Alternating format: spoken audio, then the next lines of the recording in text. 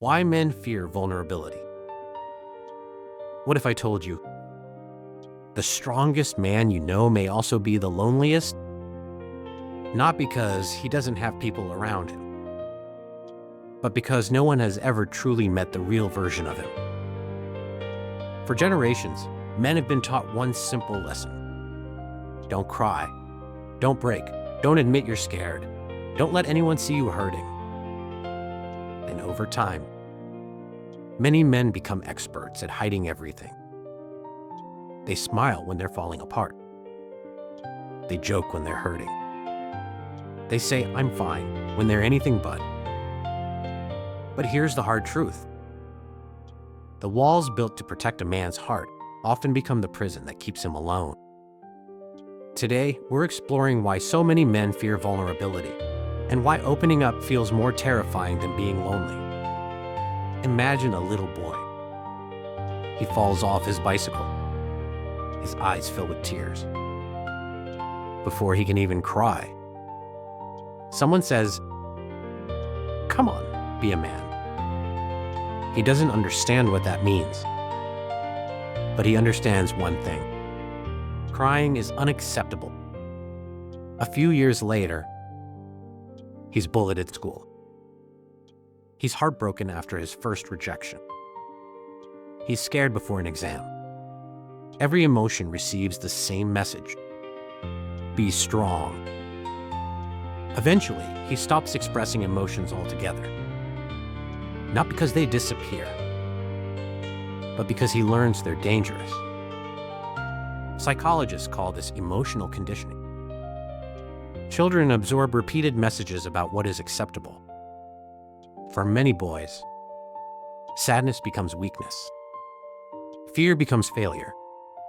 Vulnerability becomes shame. The emotions don't disappear. They simply go underground. As boys become men, many become incredibly successful at appearing strong. They work harder, earn more, become providers, become protectors, become leaders.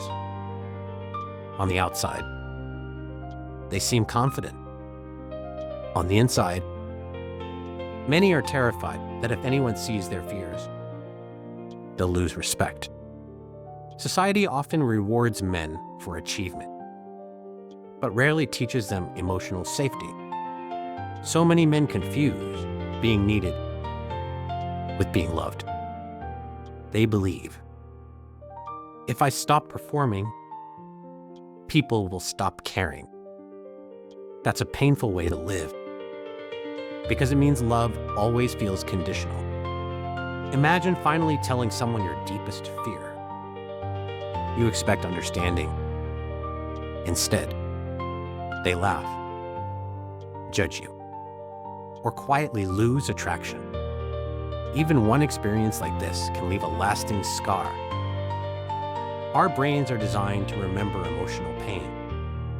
Psychologists know that rejection activates many of the same brain regions as physical pain. To the brain, emotional rejection feels like survival is at risk. After enough painful experiences, many men make an unconscious decision. Never let anyone get that close again. It's not because they don't trust women. Sometimes, they don't trust vulnerability itself. Let's call him David. David seemed like he had everything.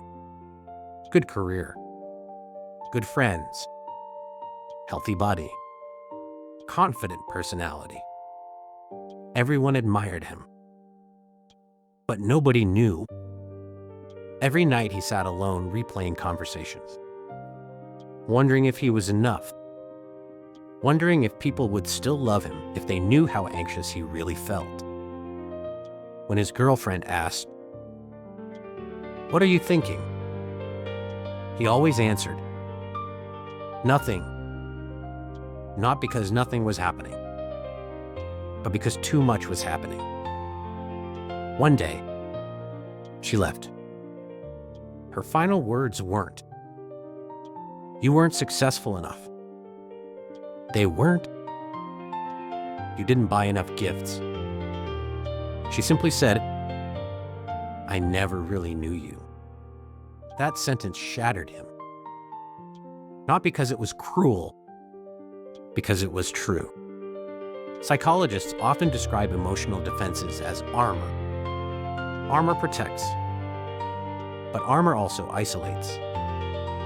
If nobody can hurt you, nobody can truly love you either. Many men confuse emotional walls with emotional strength. They're different. Strength is allowing yourself to feel pain without letting it define you. Walls simply prevent anyone from getting close enough to matter. Ironically, the fear of heartbreak often creates the loneliness men are trying to avoid. Have you noticed something interesting? Many men show anger far more easily than sadness. That's because anger often feels powerful. Sadness feels exposed. Fear feels helpless. Disappointment feels vulnerable. So those emotions become disguised. The sadness becomes irritation. The anxiety becomes frustration. The loneliness becomes emotional distance. People often think, he's angry, when the deeper truth is, he's hurting. Psychologists call this secondary emotion. The visible emotion hides the real one underneath. Here's where things become painful. A partner asks, talk to me. He says, I don't know what to say. She hears. He doesn't care. But often, he cares deeply. He simply never learned the language of emotional honesty. Silence creates misunderstanding. Misunderstanding creates distance. Distance slowly becomes disconnection. Neither person feels understood. One feels ignored. The other feels unsafe. Both feel alone. One of the biggest misconceptions about masculinity is that vulnerability makes men less attractive. Research consistently shows something different. Healthy vulnerability builds trust. It creates emotional intimacy.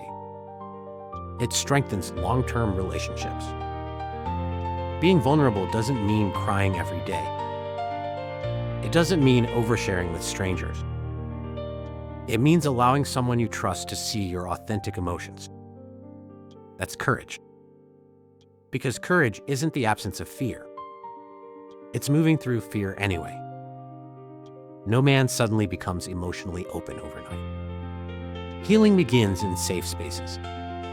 One honest conversation. One trusted friend. One partner who listens instead of judging. One moment where honesty is met with compassion instead of criticism. Every positive experience slowly rewires the brain. The nervous system begins to realize maybe vulnerability isn't as dangerous as it once believed. Healing doesn't erase the fear. It simply teaches us that connection is worth the risk.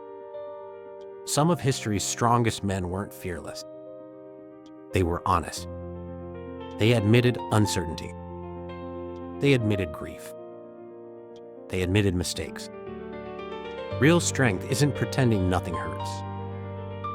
Real strength is carrying your responsibilities without burying your humanity. Because eventually, every man faces the same choice. Keep wearing the armor or risk taking it off. One path feels safer. The other leads to genuine connection. Maybe the strongest words a man can ever say aren't, I've got this. Maybe they're, I'm struggling. I need help. I'm scared. Or simply, this is how I really feel. Because vulnerability doesn't make a man weak. It makes him real. And perhaps the greatest tragedy isn't that men have emotions. It's that so many spend their entire lives believing they have to hide them. So here's today's question. If the people closest to you only know the version of you that's wearing armor, do they truly know you at all?